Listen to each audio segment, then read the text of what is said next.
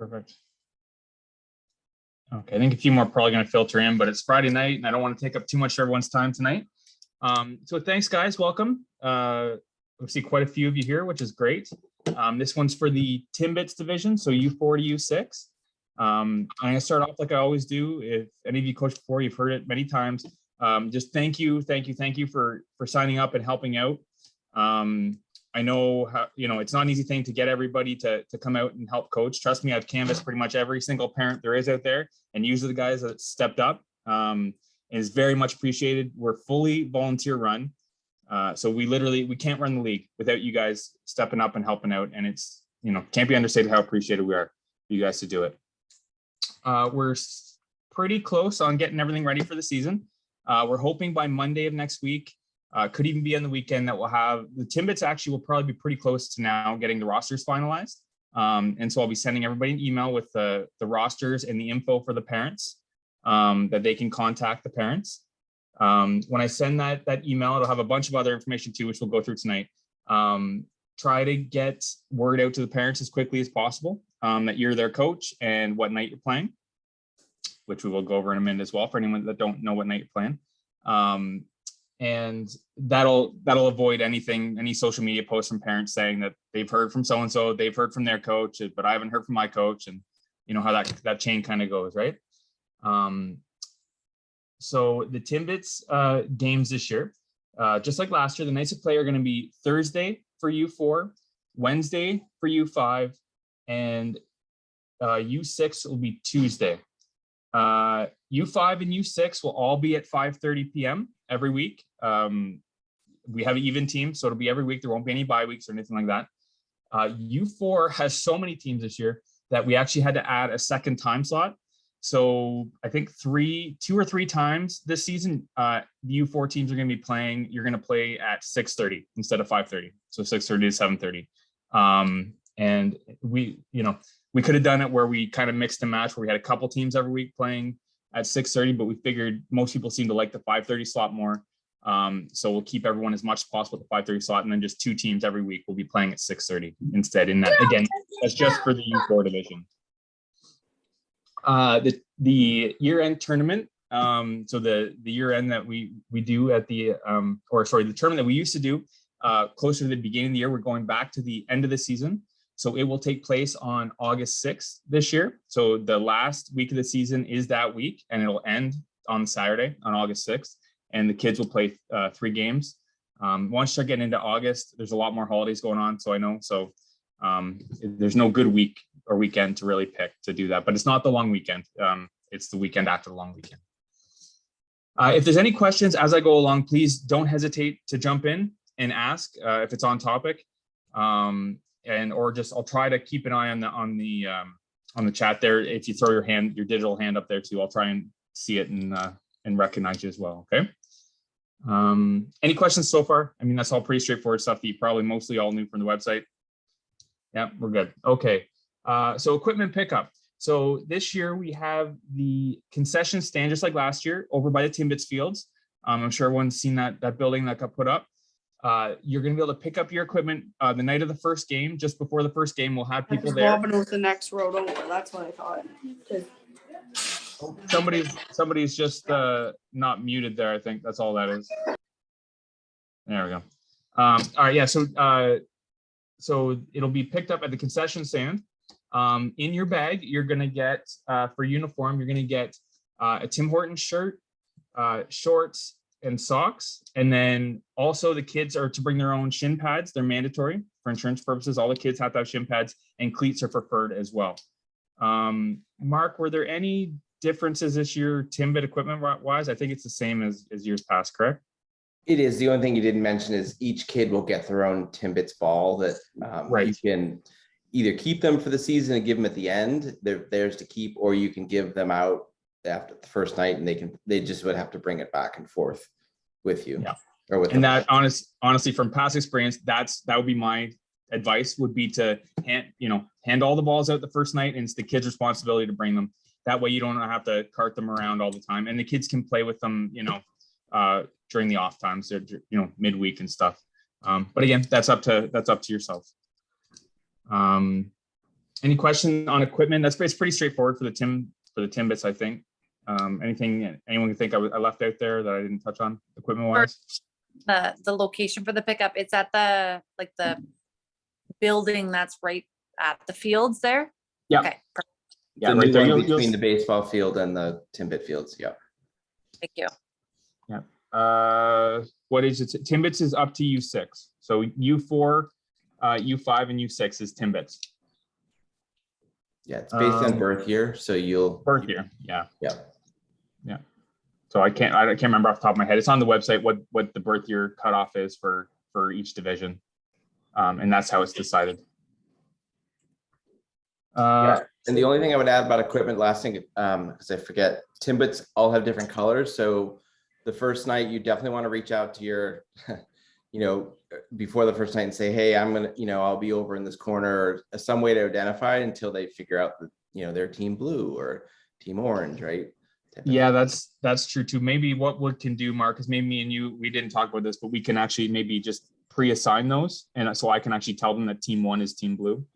Yeah. Or something like that, so they can tell the parents. I think maybe that's probably. Yeah, we'll go through that. We have to put the packs together for you guys, the coach bags, so they'll have everything in it. And then the other thing we always say, 'cause we have tons of leftovers from prior years. If somebody, doesn't have a shirt that fits, we probably have an extra color of the same or pair of shorts. We've got lots of extra. So if you just let us know, like, kid doesn't need to be running around with shorts down below their knees type of thing. All right.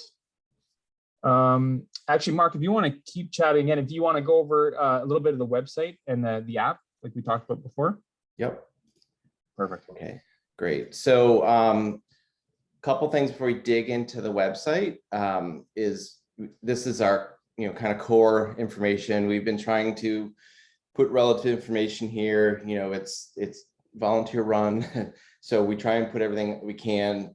We also have a communications leader. I don't know if Michelle's on, but we have a Facebook site that we try and put kind of running information for parents and things like that. We have a pretty good following, actually, surprising enough. So we'll try and keep them in sync, but sometimes social media, people are on it. We realize that. So, Michelle will publish to the Facebook page first, because most people will see that. So that's kind of been a good avenue to keep parents informed through the year. I'll touch on real quickly and I'll go back to the website. So there is this app. It's Sports Engine has an app.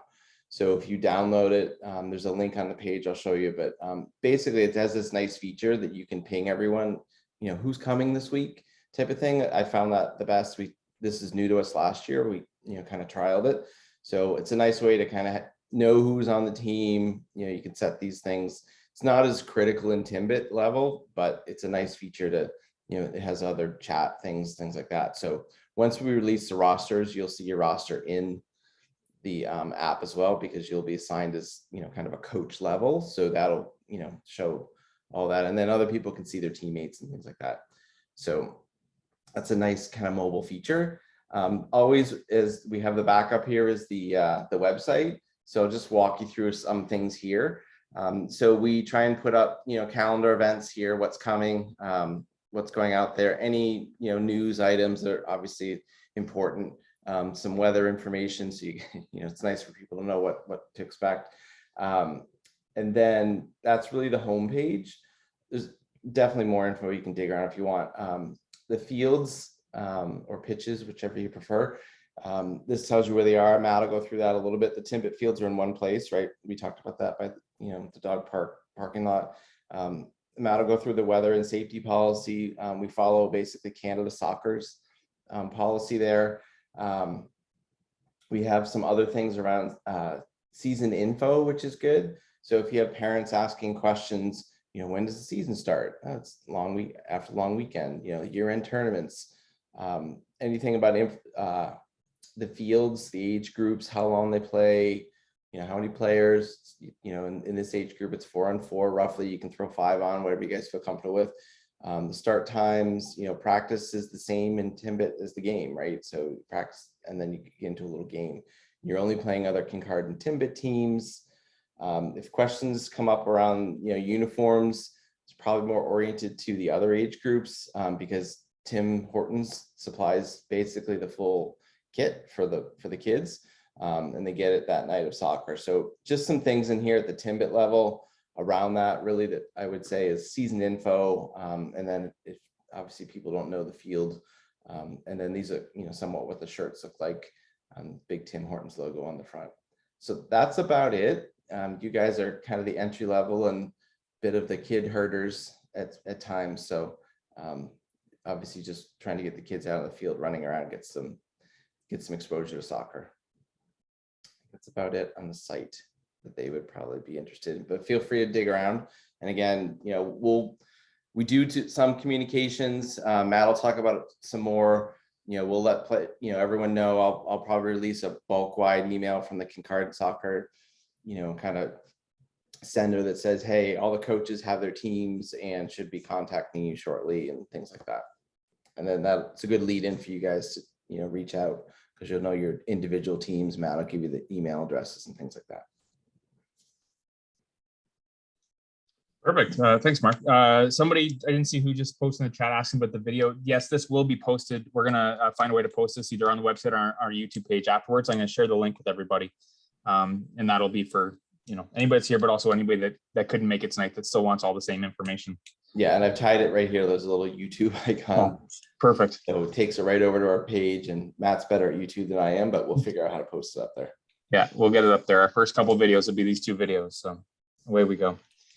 So the Timbits format, for anybody that hasn't done Timbits before, the U4 to U6 divisions, the first 30 minutes or so is going to be you practicing with your team on half of the field.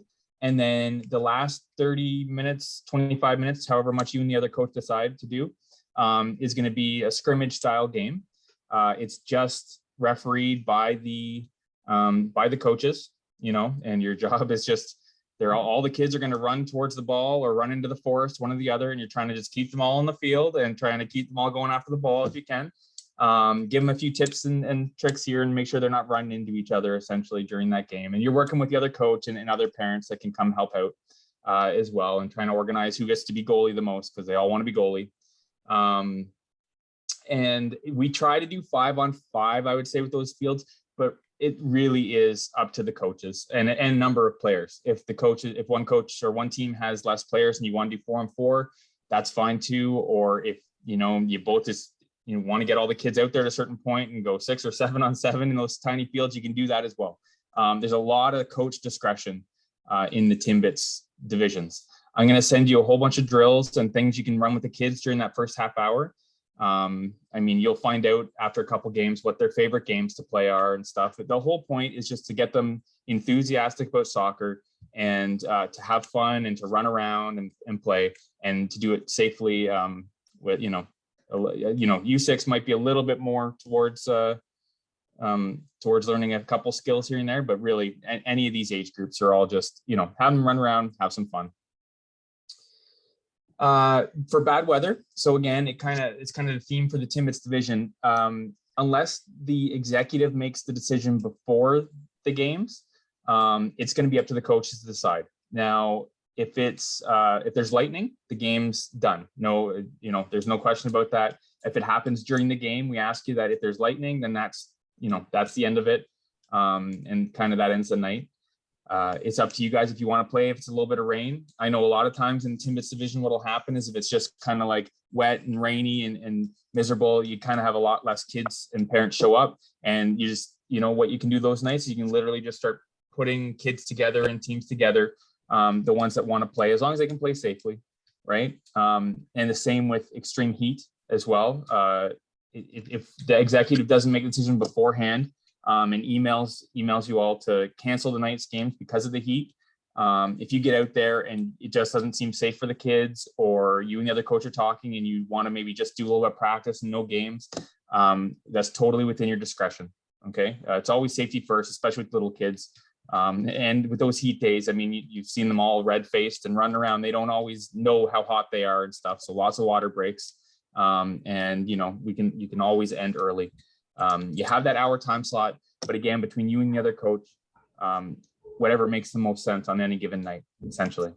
Yeah, and I would throw in there, Matt, I just realized, because since Timbits didn't change much, even during our couple COVID years there, it's okay now for parents if they want to bring like a popsicle snack for the team. We had stopped that last year. That's right. That's a good point. We didn't mention that in our other meeting. Yeah. I mean, as many of you know, the snack is always the most excitable part for most of the kids. So if you want to do it snacks with the parents, that's totally fine. Again, like Mark said, we didn't do it. We discouraged it last year. You're totally up to do that this year. What I would do when I had my kids in Timbits would always be just send out a list at the end. I would, every week assign somebody for snack and send it out to the parents. And if they wanted to switch, they could just switch with each other. And then it kind of takes it out of your hands, sort of thing. Also with the Timbits, parents are encouraged to come on the field and help. Unlike some of the other divisions, where it's a little more structured.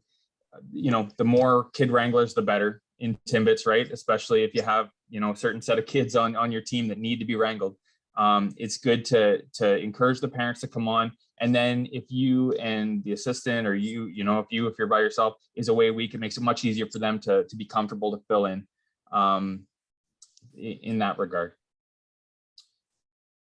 As far as online training goes, depending on when I talk to you, I may have talked to you at the earlier in my coach wrangling session, my emails beginning of April, or I might have talked to you later on. None of the training right now is mandatory, and we weren't, after talking with the OPP, we don't really qualify for the vulnerability checks. I know I talked to a couple people about it at the beginning. It's something we're not implementing because the OPP suggested we don't do that. Just because of the way our system is set up. So we're not going to be requiring any of those. But as Mark's highlighted here on the screen, I think most of you can probably see it. There are some really good courses. Those three that's on the screen there, I believe those are all online courses too that you can take. Active Start, Making Ethical Decisions, Making Headway, Respect in Sport as well, are all available. There's links right on the website under coach training. And some of them cost money, and if they do, we will reimburse you for it. So I think Respect in Sport is $30 or something like that. So if you take Respect in Sport, just send me the receipt and we'll get it paid for you. And hopefully we've got a better system last year. I know a couple people were paid a little bit later than we probably should have last year, but you will be reimbursed. Again, not mandatory, but we encourage those ones. The ones that Mark had on the list there on the website are the ones kind of recommended. We know you're all busy, and but most of these courses are a lot of them are 45 minutes an hour, and they do have some good information. I know the Making Headway one has to deal with concussions and things to watch out for. Mark, I don't know if you want to just make it. I know you've actually taken a couple of these courses. I don't know if you can talk to them at all. Yeah, I mean, so Making Ethical Decisions, that one's I wouldn't prioritize if you're really want to go down that path. And coach, as you move forward, that's a good one to have. Just kind of helps you understand kind of some of the things that go on around minor sports. But this Active Start one is really designed for helping you understand kind of what the 4 to 6 year olds go through and what they think, and what to expect, and kind of how to deal with them on the field. So I went through them all, and they're good. They're short. They kind of just give you an insight into what the kid's thinking from a sports perspective at that point, so you don't overdo it on them, or you don't expect too much, or you don't align to kind of where they're thinking. So I do recommend those if you're interested. They're kind of interesting to think about how the kids approach the game. Perfect. And again, just let us know if you took them or if you want to take them. And all the orange headers right there, those are links that'll take you right to the course. And if you look at any, I don't think any of these ones specifically have a practical part to them. But if they do, odds are you're probably just gonna be doing the online theory part. Oh, so this one does have a practical part, but you'll just probably be doing the online theory part because it's still tough at this point, and even semi post COVID to get the on-field stuff coordinated. Okay. My next point I have is dealing with other parents and guardians and people that are at the field. first and foremost, and I said this in my last meeting, and it always stands true, is everybody at some point in the last few weeks has got an email from me asking if they could please coach or help out or do any of that. And you guys are the only ones that said yes. So anybody that has a problem with how you're doing things, you always have to keep that in your mind, is you were the people that stepped up. You came and you put your name forward, and you're the ones putting in the time and volunteering. All the other coach or the other parents had the opportunity to coach, and they still have the opportunity to coach if they really want to. And they haven't stepped up. So you have to try and keep that in mind anytime that a parent might criticize you. It's not quite as important at Timbits level, because I think the parents see pretty well, what the role is of, again, I keep using the word, but kid wrangling, right? Just keeping them all together. And I think they usually understand that if they step in and start saying something, that they'll just get pulled onto the field with you, and they might not want that. But it is something to keep in mind, and it's very important. If there is any issues with a parent or a player, behavioral of it, again, with both parent and players, please alert myself or one of us on the executive right away, so we can, at least, even if it's minor, even if it's something you just see that you just want to be like, hey, I don't know if this is going to keep going or, all season. At least it's on our radar, and we can keep an eye on it, and we can come and give advice and help. And the first few weeks, sometimes we do have to move players off teams and move players to different teams, because of conflicts and whatnot.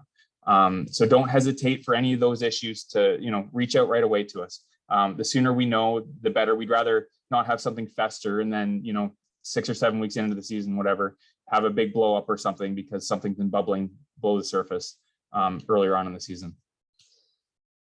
I'm sure I've forgotten some stuff. I'm going to open it up for questions, any type of questions right now that you guys have on any subject, anything that I might have missed. I'm going to keep peeking at my notes and seeing if there's something obvious that I did miss. Does anyone have any questions? Yeah. Sorry, I know I showed up a little late. When are we picking up the bags? Yeah, so the bags and the bags and everything are going to be picked up the night of your first game at the what do we call it? The concession stand right behind the fields there. Perfect. I also still have one from last year. Yeah, you and a couple other people, actually. I had a couple people randomly recently drop some off at my house and my garage. So yeah, we're just going to just bring it with you, and just we'll just put it in that same shed. No worries. Any other questions? I think I heard somebody else pipe up there.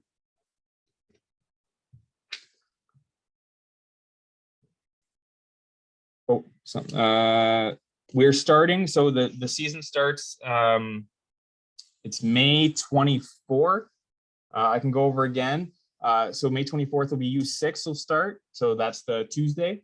The Wednesday is U5, and the Thursday is U4. And May 24th, the full schedule will be out, like I said, I think at the beginning, Monday, or Monday-ish. That'll have the full schedule and your roster. The Timbit schedule and rosters are almost done now, so I don't see any delay in them coming out. I imagine it'll be Sunday or Monday before we can get it to you guys. Yeah, and then we just again that I would just add on the rosters. Oh, sorry, Matt. No, you're good. You're good. Okay, I was just going to add that a lot of times in this age group, we get kids that come in late. So you may get an email from Matt that says, "Hey, we're adding a player to your team" or something. So just be prepared that we may add someone, or someone may drop out. We'll let you know if we hear that from somebody. But it's not uncommon to, especially once soccer gets going and parents drive by and go, "Oh, it's going, I missed it." So we may drop a couple kids on your team, or not a couple, but spread it out amongst the. But you may be the lucky recipient of a late entry. With the app from last year, I still have. Do I have to re-add the team, or is the team going to be assigned to me? Yeah, the team will be assigned to you guys. You'll have some coach level role, which will give you that kind of control of the team, if you will. And then you'll see everyone in it. So I have to complete that setup that Matt was talking about and push everyone over. It's a kind of a multi-step process, because all the kids get pushed to Ontario Soccer, so they get a membership and tied to the insurance and all that, and then it comes back. So it's just a couple of days to get through that. But as soon as we're done and you hear from Matt, they should appear in the app for you to see and start communicating if that's the way you use it. I like the app last year. I just clicked on, ask everyone who's coming. And again, for Timbits, it's not as important, but it was just a nice way, simple way to keep in touch with parents. And actually, that's a good point about between what I'm sending you and the website and the schedule. Make sure that when I send you I'll send you an Excel sheet with the roster and the parents' name stuff. If you cross-reference that with the website and your roster on the website, alert me or Mark right away that if you see anything that doesn't line up, a kid that's not on one or is on the other, because stuff does fall through the cracks the first couple weeks. And again, the sooner we're alerted to any potential mistakes, easier we can rectify it. I did see a chat question there. How many kids per team? It's going to be between 10 and 12. Off the top of my head, I don't know what each division right now currently has. I know it wouldn't be less than 10 because we had a lot of kids sign up in the Timbits this year. Yeah, and I would add on to Matt's earlier comment, I guess the ask is be flexible, because we also get kind of requests to move kids around. So what may be on Monday, someone may come out and say, hey, can my kid, really is nervous, wants to play with his best friend on this team so that he can come out. So we might have a little bit of shuffling as well that first week, but we'll do our best to stay in sync with you guys. Good. I'll give it another minute here. Anybody have any other questions? No. Friday night, 8:30. I think we all want to move on and get on with our weekend. All right. That's perfect. So if you do have any questions, even if it's right after we hang up this call, just email me right away. We'll keep open lines of communication. And if you have any questions, otherwise, again, I'm going to send you a whole bunch of information, hopefully Monday or Tuesday, that'll have your rosters and the idea of the season schedule. Honestly, you guys, we have even teams, so you'll be playing whatever your day of the week is. You're going to be playing every week. So except for the U4s that have to watch out every once in a while where they're playing a 6:30 game, U5s and U6s, you'll be just showing up at the field every Wednesday or every Tuesday at 5:30. And so that's pretty easy in that regard.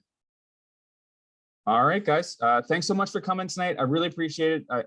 Again, I can't thank you guys enough for stepping up and doing this job. It's really important. And let's just keep doing what we do. All right. Thanks, guys. Have a good one.